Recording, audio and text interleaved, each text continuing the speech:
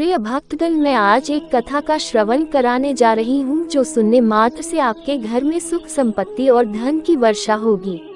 अगर आप इस कथा को सुन रहे हैं तो पूरा सुनिए, इसे आधा अधूरा छोड़कर जाने की गलती मत करिएगा, वरना आपको पाप भी लग सकता है। आप भोलेनाथ का भक्त है तो उनका अनादर न करें। तो प्रिय भक्त, चलिए इस कहानी को शुरू करते हैं। माता पार्वती ने भगवान शिव से 3 सवाल पूछी। पहली सवाल पूछी, कौन सी स्त्री समय से पहले विधवा हो जाती है। दूसरा सवाल पूछी, कौन सी स्त्री को जीवन में कभी सुख नहीं मिलता है। और तीसरा सवाल पूछी, कौन सी चीज पत्नी पति को मांगने पर भी नहीं देती है।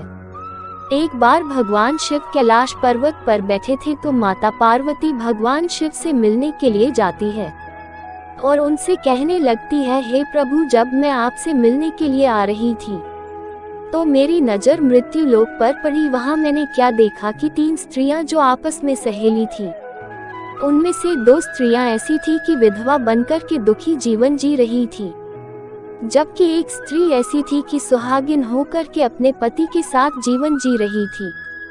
प्रभु, ये बात मेरी समझ में नहीं आ रही है, इसलिए मैं आपसे ये 3 सवाल पूछना चाहती हूँ। आप मेरे तीनों सवालों के जवाब देकर के मुझे संतुष्ट करने की कृपा करें।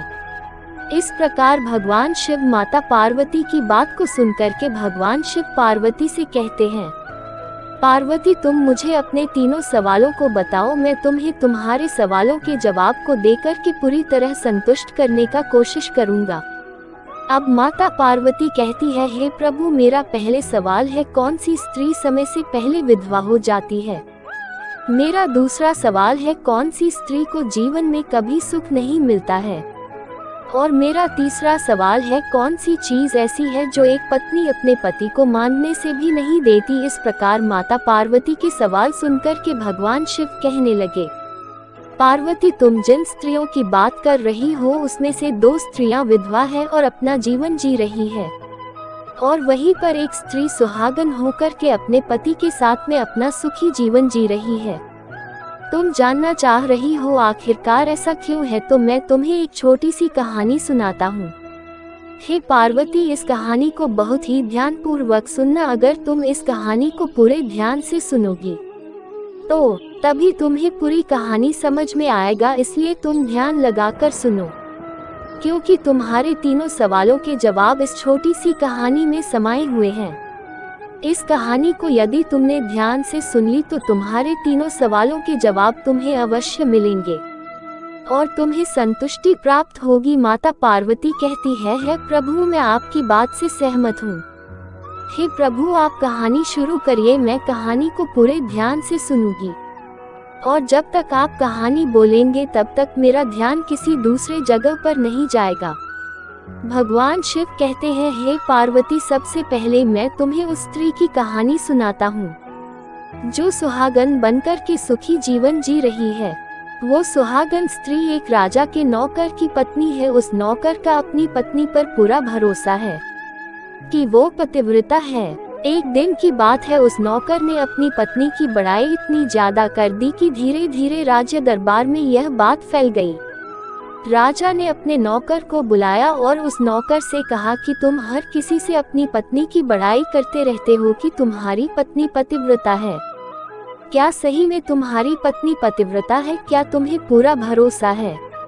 भगवान शिव कहते हैं कि पार्वती, इस प्रकार राजा की बात सुनकर के नौकर कहने लगा, महाराज, मुझे पूरा भरोसा है कि मेरी पत्नी पूरी तरह पतिव्रता है। अब इस बात को सुनकर राजा का मंत्रीगण कहने लगता है, यदि मैं तेरी पत्नी का पतिव्रता धर्म तोड़कर दिखाऊं तो तुझे क्या सजा मिलनी चाहिए। तो नौकर ने कहा, यदि तुम मेरी पत्नी का पतिव्रता धर्म तोड़ देते हो तो महाराज मुझे फांसी लगा देना। अब वो राजा का नौकर भी राजा से कहता है, महाराज, यह मेरी पत्नी का पतिव्रता धर्म तोड़ नहीं कर पाए तो इनको सजा क्या मिलनी चाहिए। तो राजा ने कहा, मंत्री को भी फांसी की सजा दी जाएगी। भगवान शिव कहते हैं, हे पार्वती, इस प्रकार मंत्री ने स्वीकार कर लिया और नौकर से पूछा कि क्या वस्तु लाऊं कि जिससे तू माने कि मैं तेरी पत्नी का धर्म तोड़ने में सफल हुआ। तो नौकर ने कहा, मंत्री, यदि तुम मेरे घर से जाकर के मेरे शादी के वक्त मुझे एक पटका मिला था और एक कटार मिली थी, जो दूल्हे राजा को देते हैं, वह मेरी पत्नी ने बहुत ही संभाल के रखी है, जो सुहाग की एक प्रकार की निशानी मानी जाती है। यदि मंत्री पटका और कटार लाकर तू मुझे दिखा दे तो मैं मान जाऊंगा कि मेरी पत्नी का धर्म तूने पूरी तरह भ्रष्ट कर दिया है। अब भगवान शिव कहते हैं, हे माता पार्वती, स्वीकार हो जाने के बाद में वो मंत्री शहर में जाता है और एक ड्यूटी से जाकर मिलता है। वो ड्यूटी एक दूसरे से भिड़ने का कम किया करती थी और जो काम कोई नहीं करता था उस काम को करने में वह सक्षम थी। फिर इस प्रकार उस मंत्री ने उस ड्यूटी को अपने स्वार्थ पढ़ने के लिए उसे बुलाया और ड्यूटी से कहा, देखो ये नाम का एक व्यक्ति है, उसे मेरी शर्त लगी है। और फिर उसने उस शर्त के बारे में उस ड्यूटी को सारा कुछ बता दिया। फिर वो उस ड्यूटी से कहने लगा कि कैसे भी करके उस स्त्री से मेरा तुम संपर्क करवा दो, फिर तुम्हें जितना धन चाहिए मैं तुम्हें उतना धन दूंगा। भगवान शिव कहते हैं, हे पार्वती, इस प्रकार मंत्री की बात सुनकर के ड्यूटी कहने लगी, भाई तुम उस औरत के बारे में ऐसी बात मत करो, वह औरत पूरी तरह से पतिव्रता है, वो तेरी ओर देखेगी भी नहीं, तेरे जैसे शक्ल को भी नहीं देखेगी और उसके परिवार वाले भी बहुत खूंखार है, तेरी खाल उतार लेंगे। तो मंत्री कहने लगा, ठीक है, यदि तू मेरा उससे संपर्क नहीं करवा सकती है तो एक काम कर दो, उसके घर जाकर के पटका और कटरा चूरा कर ला दो और उसकी पत्नी के गुप्तान के पास में यदि कोई ऐसा चेहरा हो तो वो चिन्ह भी मुझे देख कर के बता दे, फिर मैं तुझे मुंह मांगे इनाम दूंगा। भगवान शिव कहते हैं, है माता पार्वती, यह बात ड्यूटी की समझ में आ गई। उसने कहा, ठीक है, मैं तुम्हारा काम अवश्य करूंगी। नौकर शहर में राहत था। ड्यूटी नौकर के घर जाती है और उसकी पत्नी से जाकर बोलती है, बेटी मैं तेरे पति की बुआ हूँ, मैं कई वर्षों के बाद तुमसे मिलने आई हूँ। तो उसे स्त्री ने कहा, आओ बुआ जी, मैंने आपको पहले कभी देखा ही नहीं, इसलिए मैं आपको पहचान नहीं पाई। और इस प्रकार उस ड्यूटी को उस नौकर के पतिव्रता स्त्री ने बहुत बड़ा सम्मान दिया, मगर उसे क्या मालूम था कि यह उसके साथ में छल करने आई है। अब भगवान शिव कहते हैं, हे माता पार्वती, इस प्रकार वो ड्यूटी उस पतिव्रता स्त्री के साथ में 2 दिन तक रुकी। जिस समय वो स्त्री स्नान करने लगी तो ड्यूटी उठकर के उस पतिव्रता स्त्री की कमर मलने लगी। उस पतिव्रता स्त्री ने बहुत मना किया, फिर भी वो ड्यूटी नहीं मानी और कहने लगी, मुझे तो बेटी से भी प्यारी लगती हो, तुम मना मत करो, काफी दिनों के बाद में मेरी मुलाकात तुमसे हुआ है। अब ऐसा कहकर करके वो ड्यूटी मुंह पर हाथ फेरने लगी। फिर आंखों को धोने के बहाने से उस ड्यूटी ने उस पतिव्रता स्त्री की आंखों में पानी मार दिया और उस स्त्री की आंखें बंद हो गई। इस प्रकार गुप्तान के पास जाकर उस स्त्री के एक तिल था, जो उस ड्यूटी ने देख लिया, बस उसका काम बन गया। उधर स्नान करने के बाद जब वो पतिव्रता स्त्री रसोई में खाना बनाने गई तो ड्यूटी को मौका मिल गया और उसने पटका और कटार उस नौकर के घर से चुरा लिए और वहां से चुपके से भाग गई और जाकर के ड्यूटी ने वो पटका और कटार मंत्री को दे दिए और उसे पतिव्रता स्त्री के जाग पर तिल के निशान भी बता दिए। भगवान शिव कहते हैं, हे माता पार्वती, फिर वो मंत्री पटका और कटार लेकर सीधा राजा के दरबार में पहुंचा और राजा से जाकर कहा, महाराज, मैंने नौकर की पत्नी के पास में 2 दिन बताए और यह पटका और कटार उसके हाथों से लेकर आया हूँ। फिर तो राजा ने दरबारियों को बुलाया और नौकर को बुलाया तथा मंत्रीगण से सभा में पटका और कटार को दिखाने के लिए कहा। फिर राजा की आज्ञा प्रकार मंत्री ने उस नौकर को पटका और कटार दिखाए और उसकी पत्नी की जाग पर तिल का निशान भी बताया। तो नौकर मान गया कि वास्तव में आज मेरी पत्नी ने अपना पतिव्रता धर्म पूरी तरह से नष्ट करवा लिया। भगवान शिव कहते हैं, हे माता पार्वती, फिर तो इस प्रकार नौकर से उसकी अंतिम इच्छा पूछी तो नौकर ने कहा, मैं अपनी पत्नी से अंतिम बार मिलना चाहता हूँ। भगवान शिव कहते हैं, हे पार्वती, इस प्रकार राजा ने उस नौकर को आज्ञा दे दी कि ठीक है, तुम अपनी पत्नी से मिल सकते हो। फिर नौकर अपने घर आया और अपनी पत्नी से कहा कि तुमने मेरे साथ बहुत बड़ा धोखा किया, मैंने तुम्हारे भरोसा पर मंत्री से ऐसी शर्त लगाई थी कि राजा के दरबार में राजा के सामने मैंने कहा था कि मेरी पत्नी का पतिव्रता धर्म कोई भ्रष्ट कर दे तो मुझे फांसी लगा देना। अब मुझे 15 दिन के बाद फांसी लगा दी जाएगी। मेरे साथ विश्वासघात करके तुमने ठीक नहीं किया। भगवान शिव कहते हैं, हे माता पार्वती, उस पतिव्रता स्त्री ने अपने नौकर पति को सारी बात बताई मगर उसे विश्वास नहीं हुआ और पुनः वो राजा के दरबार में पहुंच गया। फिर उसे कैद में डाल दिया गया। अब उधर नौकर की पतिव्रता पत्नी ने परमात्मा को याद किया और राजा के दरबार में गई और राजा से नाच दिखाने की आज्ञा मांगी। भगवान शिव कहते हैं, हे माता पार्वती, उधर नौकर की पतिव्रता पत्नी ने परमात्मा को याद किया और अपना भेष बदलकर राजा के दरबार में गई और राजा से नाच दिखाने की आज्ञा मांगने लगी क्योंकि वो स्त्री बहुत ही सुंदर थी और उधर राजा नाच देखने के शौकीन थे। इसलिए राजा ने आज्ञा दे दी कि सभी मंत्रीगण उपस्थित होकर के इस सुंदरी का नाच करवाने की पूरी व्यवस्था करें। भगवान शिव कहते हैं, हे माता पार्वती, फिर तो सब मंत्री महामंत्री राजा के दरबार में उपस्थित हुए। फिर उस नौकर की पत्नी ने जब नाचना शुरू किया तो राजा को उस स्त्री का नाच बहुत ही सुंदर लगा। राजा कहा, तुम जो भी मांगोगी मैं तुम्हें वह अवश्य दूंगा। भगवान शिव कहते हैं, हे माता पार्वती, फिर उस नौकर की पतिव्रता स्त्री ने कहा, महाराज, आपकी सभा में मेरा चोर है जिसने मेरे रुपए लिए थे मगर आज तक वापस नहीं दे पाया, उसे फांसी की सजा दे दीजिए। अब राजा ने कहा, ठीक है, बताओ मेरे दरबार में तुम्हारा चोर कौन है, उसका नाम क्या है, मैं उसको फांसी की सजा अवश्य दूंगा।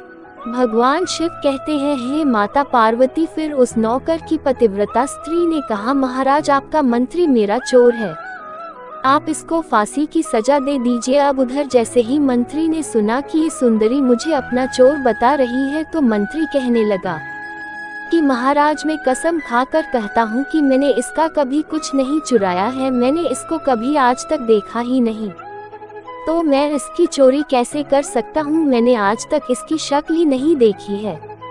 अब भगवान शिव कहते हैं, हे माता पार्वती, जैसे ही मंत्री ने कहा कि मैंने इस सुंदरी की शक्ल आज तक नहीं देखी है तो वो सुंदरी कहने लगी कि महाराज, यदि यह मंत्री मुझे जानता नहीं है तो आप इससे ये पूछिए कि यह पटका और कटार कहाँ से लाया था। मैं उस नौकर की पत्नी हूँ जो आपके यहाँ नौकरी करता है और आप मेरे निर्दोष पति को फांसी पर चढ़ाने वाले हैं।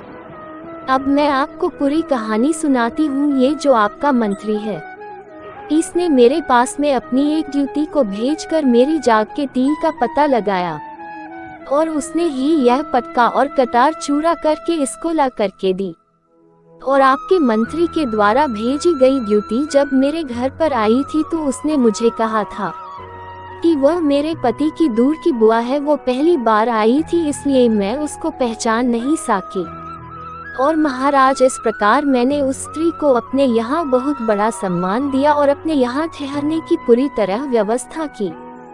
भगवान शिव कहते हैं, हे माता पार्वती, इस प्रकार उस नौकर की पतिव्रता स्त्री की बात को सुनकर के राजा ने द्युति को बुलाया।